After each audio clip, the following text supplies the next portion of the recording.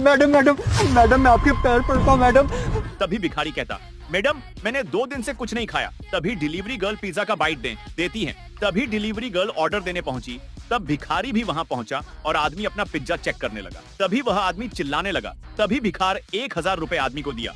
तभी delivery girl ने पहुंचा, आपके पास पैसे थे, फिर ये क्या है? इस बार जो भी एग्जाम में पास होना चाहता है मैं पास कर दूंगी, लेकिन तुम्हें भी मेरा एक काम करना होगा। तुम्हें इस वीडियो को लाइक और चैनल को सब्सक्राइब करना होगा और जाते जाते बेटा कमेंट में सरस्वती माँ लिख देना। तभी वह कहता, मैं आपका मैनेजर हूँ और आप टेस्ट में पास हो चुकी है।